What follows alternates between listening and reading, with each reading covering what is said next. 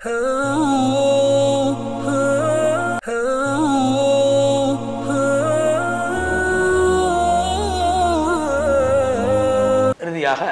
எங்களுடைய ஹுத்பா தொடரில் 249வது தொடரில் இறுதியாக புனித மஸ்ஜித் அக்ஸாவுடைய ஹுத்பாவை முகமது சலீம் அஹமது அலி ஹபீதுல்லாஹ் இந்த ஹுத்பாவின் தலைப்பு அக்ஸாவுடைய சிறப்புகளும் அந்த அக்ஸாவுக்காக வேண்டிய முஸ்லீம்கள் செய்ய வேண்டிய கடமைகளும். அல்லாஹ்வை புகழ்ந்து நபி ஸல்லல்லாஹு அலைஹி வஸல்லம் சொல்லி தக்வாவை வலியுறுத்தியதன் பின்பு அல்லாஹ்வுடைய அடியார்களே, குர்ஆனுடைய ஒரு வசனம் இருக்கிறது, சூரா தீனுடைய 1வது 2வது 3வது வசனம். அந்த ஆயத்தில் அல்லாஹ் தஆலா 4 இடங்கள் மீது அல்லாஹ் சத்தியம் செய்திருக்கிறான். அதில் ஒரு இடம்தான் அக்ஸா என்று சொல்லக்கூடிய இடம். அதை அந்த வஸ்ஸைத்தூன் என்ற வாசகம் அதைத்தான் குறிக்கிறது. அல்லாஹ் தஆலா மஸ்ஜித் அக்ஸாவின் மீது அதனுடைய கண்ணியத்துக்காக வேண்டியும் மலக்கும் நபிமார்கள் அங்கு வந்து தொழுதிருக்கிறார்கள். முஹம்மது ஸல்லல்லாஹு அலைஹி வஸல்லம் அவர்கள் அந்த நபிமார்களுக்கு இமாமாக நின்று தொழுவித்திருக்கிறார் என்ற காரணத்தினால் மஸ்ஜித் அக்ஸாவில் அமைந்த அந்த இடத்தின் மீது அல்லாஹ் சத்தியம் செய்திருக்கிறார். நபி ஸல்லல்லாஹு அலைஹி வஸல்லம் அவர்கள் சொன்னார்கள், நான் புராக் என்ற வாகனத்தில் சென்றேன். அப்போது நான் சென்று நபிமார்கள் அவருடைய ஒட்டகங்களை கட்டக்கூடிய இடத்திலே கட்டிவிட்டு மஸ்ஜித் அக்ஸா உள்ளுக்கு சென்று நான் தொழுதேன் என்று சொன்னார்கள்.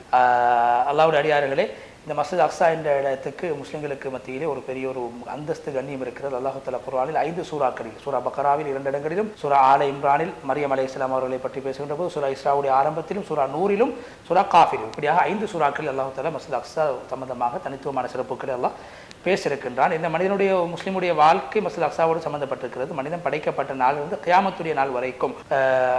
அதே போன்று ஹதீஸ்லே வந்திருக்கிறது, அபூதர் கிஃபாரி ரலியல்லாஹு அன்ஹு நபி ஸல்லல்லாஹு அலைஹி வஸல்லம் கேட்டார்கள், யா ரசூலல்லாஹ், உலகத்தில் முதலாக கட்டப்பட்ட பள்ளி வாசல் எது? நபி ஸல்லல்லாஹு சொன்னார்கள், மஸ்ஜிதுல் ஹராம். இரண்டாவது கேட்டார்கள், பிறகு எது? பிறகு நபி ஸல்லல்லாஹு சொன்னார்கள், மஸ்ஜிதுல் அக்ஸா என்று சொன்னார்கள். அல்லாஹ்வுடைய அடியார்களே, கியாமத்துடைய நாளையிலும் இந்த மஸ்ஜிதுல் அக்ஸா மனிதர்களோடு சம்பந்தப்படும். அல்லாஹ் குர்ஆனில் சொல்கிறான், ஒரு அழைப்பாளர் ஒரு பக்கத்தில் இருக்கக்கூடிய கரீப் அண்மையில் இருக்கக்கூடிய இடத்திலிருந்து அழைக்கக்கூடிய அழைப்பாளர் அழைக்கக்கூடிய அந்த அழைக்கக்கூடிய நாளிலே நீங்கள் செவிமடுக்க வேண்டும்.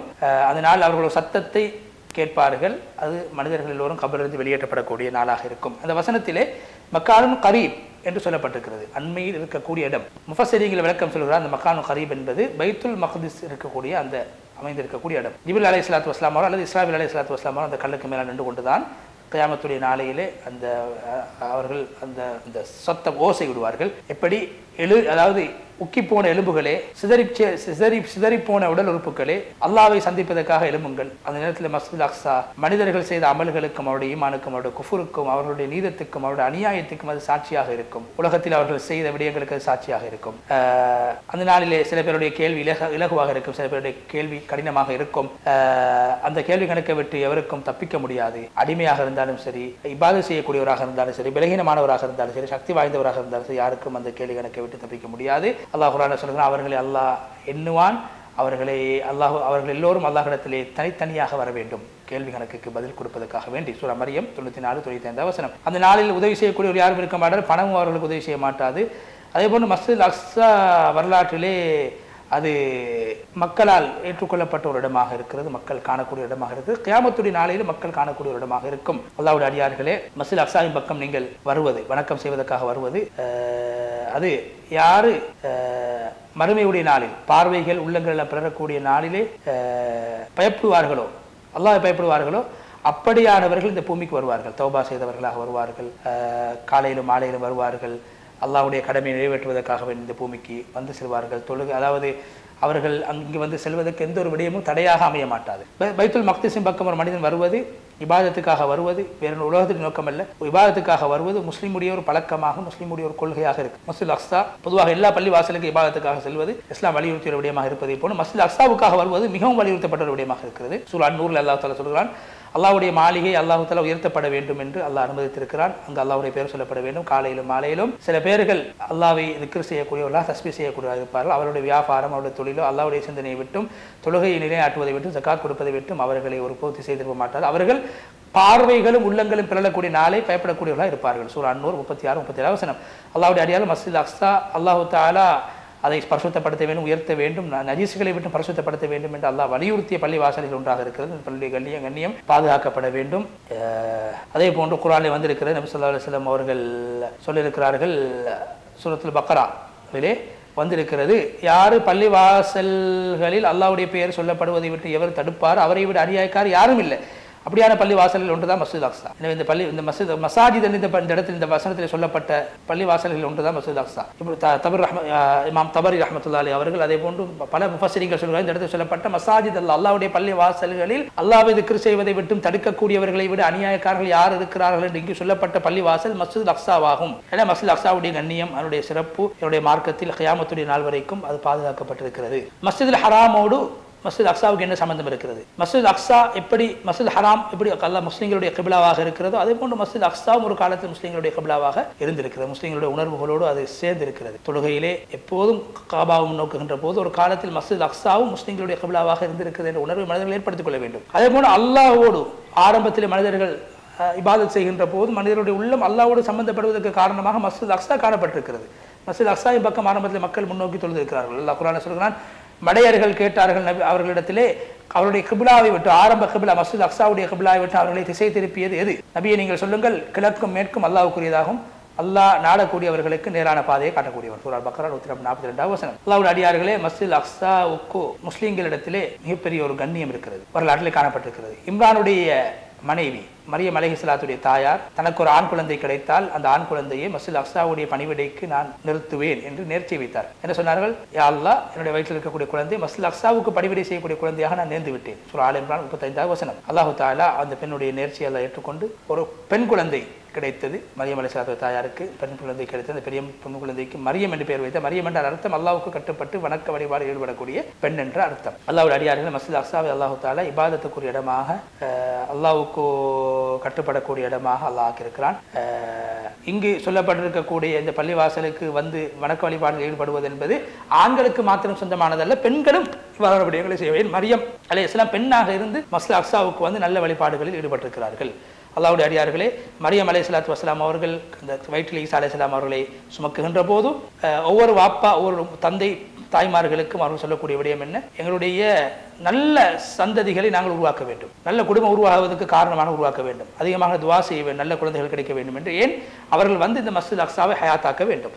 அல்லாஹ்வுடைய அடியார்களே, நபி ஸல்லல்லாஹு அலைஹி வஸல்லம் அவர்கள் இந்த மஸ்ஜித் அக்ஸா சம்பந்தமாக நிறைய சிறப்புகளை சொல்லியிருக்கிறார்கள். இந்த பூமியுடைய பரக்கத் சம்பந்தமாக சொல்லியிருக்கிறார். ஹதீஸ்ல வந்திருக்கிறது, துல் அசாபி என்று சொல்லக்கூடிய ஹதீஸ். நபி ஸல்லல்லாஹு அந்த சாபியா சொன்னாங்க, நீ பைத்துல் மக்திஸை நீங்கள் பற்றி பிடித்துக் கொள்ளுங்கள், அதிலே அல்லாஹ் தஆலா அந்த பூமியில் உங்களுக்கு காலையிலும் மாலையிலும் சென்று அந்த மஸ்ஜித் அக்ஸாவை ஹயாத்தாக்கக்கூடிய, உயிர்ப்பிக்க செய்யக்கூடிய நல்ல சந்ததி அல்லாஹ் உங்களுக்கு தருவான் என்று அந்த சஹாபியை பார்த்து நபி அவங்க சொன்னாங்க என்று சொல்லி குத்பாவுடைய முதல் பகுதியை பற்றி விடைபெற்று சென்று இரண்டாவது பகுதியில் அல்லாஹ்வை புகழ்ந்து நபி ஸல்லல்லாஹு அலைஹி வஸல்லம் சொல்லி ஒரு ஹதீஸை கொண்டு அந்த குத்பா ஆரம்பித்தார்கள். நபி ஸல்லல்லாஹு சொன்னார்கள், 3 பள்ளி வாசல்களின் பக்கம் மனிதர்கள் நல்ல இபாதத் செய்ய வேண்டும் என்ற நோக்கத்தில் செல்ல முடியும். மஸ்ஜிதுல் ஹராம், மஸ்ஜிதுல் நபவி, மஸ்ஜிதுல் அக்ஸா. நீங்கள் அந்த மஸ்ஜித் அக்ஸாவுடைய பரக்கத்தை அடைந்து கொள்ள வேண்டும் என்பதற்காக காலையிலும் மாலையிலும் இந்த மஸ்ஜித் அக்ஸாவுக்கு நீங்கள் வருகிறீர்கள். அல்லாஹ்வுடைய அடியார்களே, இந்த மஸ்ஜித் அக்ஸாவை தரிக்க இபாதத்துக்காக, வணக்க வழிபாட்டுக்காக வேண்டி, உங்களுடைய பாவங்களை சுற்றடிக்கக்கூடிய நல்ல விடயங்களுக்காக வேண்டி இந்த மஸ்ஜித் அக்ஸாவுக்கு தரிசிக்கக்கூடிய மஸ்ஜித் அக்ஸாவை தரிசிக்கக்கூடிய சந்தர்ப்பத்தை அல்லாஹ் உங்களுக்கு வழங்கியிருக்கிறான்.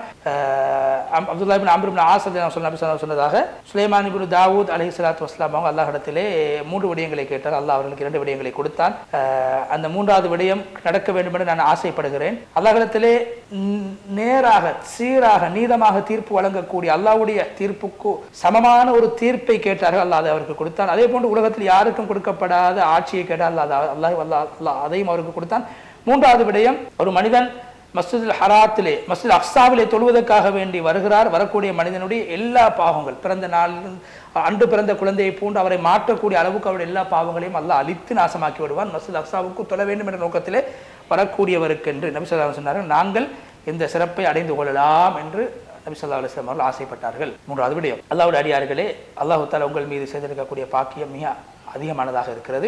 மஸ்ஜித் அக்ஸாவின் பக்கம் நீங்கள் தொழுவதற்காக, திக்ர் செய்வதற்காக நீங்கள் செல்லுங்கள்.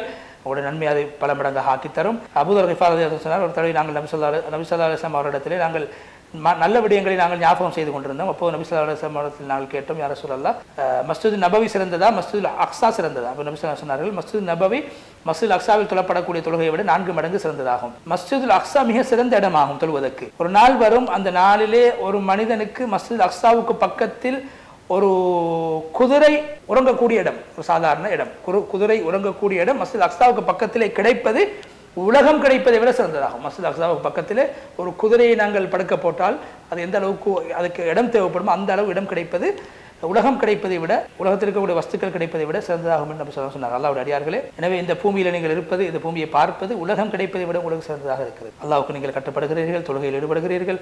ஸல்லல்லாஹு அலைஹி வஸல்லம் இந்த மஸ்ஜித் அக்ஸா மிகவும் குறிப்பாக புகழ்ந்தார்கள். என்ன சொன்னார்கள்? வல நிஅமல் முஸல்லா, ஒரு மனிதன் தொழக்கூடிய இடங்களில் மிக சிறந்த இடம் என்று சொன்னார்கள். மஸ்ஜித் அக்ஸா என்பது தொழக்கூடிய இடங்கள் மிக சிறந்த இடமாக இருக்கிறது. மூலாவது கிபிலாவாக இருக்கிறது. ரசூலுல்லாஹி இஸ்ராவுடைய பயணத்தை மேற்கொண்ட இடமாக இருக்கிறது. மஹ்ஷருடைய மைதானம் அமளி துமளிகள் ஏற்படக்கூடிய இடமாக இருக்கிறது. மனிதர்கள் கபர்களில் எழுப்பாட்டப்படக்கூடிய இடமாக இருக்கிறது. அதே போன்று எல்லா சிறப்புகளையும் இந்த இடத்தில் மஸ்ஜித் அக்ஸாவுடைய சிறப்புகளை செல்வதற்கு இந்த ஹுத்பாவுடைய நேரம் இடம் கொடுக்க மாட்டாது என்று சொல்லி நீண்டது ஒரு துவாவை செய்து ஹதீப் முஹம்மது சலீம் ஹஃபிதுல்லாஹ் அவர்கள் முழுமையாக மஸ்ஜித் அக்ஸாவுடைய ஹுத்பா விட்டு விடைபெற்று அந்த அடிப்படையில் முதலாவது ஹுத்பாவில் ஹதீப் அவர்கள் தேசத்துக்கு நாம் வாழக்கூடிய நாட்டுக்கு நாங்கள் என்னென்ன விடயங்களை செய்ய வேண்டும் என்று ஞாபகப்படுத்தினார்கள். தேசத்தை, நாட்டை, மார்க்கத்தை என்ன செய்யக்கூடியவர்களாக வாழ்வோம். இரண்டாவது ஹுத்பாவில் ஹதீப் அவர்கள் அல்லாஹ்வுடைய ரஹ்மத்தை விட்டு, அல்லாஹ்வுடைய சிந்தனையை விட்டு தூரமாக்கக்கூடிய எங்களை பராமுகமாக்கக்கூடிய விடயங்களை விட்டு நாங்கள் தூரமாக வேண்டும். எப்போது பராமுகம் என்ற நோய் எங்களுடைய உள்ளத்தில் ஏற்படும் அப்போது நாங்கள் ஈருலகத்துடைய நன்மைகளை விளக்க வேண்டிய நேரிடும். எனவே பராமுகம் என்ற நோயை விட்டு உள்ளத்தை பரிசுத்தப்படுத்தி அல்லாஹ்வின் பால் எப்போதும் மீளக்கூடியவர்களாக, அல்லாஹ்வுடைய சிந்தனையோடு, மர்மை சிந்தனையோடு, மரணத்துடைய சிந்தனையோடு வாழக்கூடியவர்களாக மாறுவோம். மூன்றாவது ஹுத்பாவில் ஹதீப் அவர்கள் மஸ்ஜித் அக்ஸாவுடைய சிறப்புகளை அழகாக அடுக்கினார்கள்.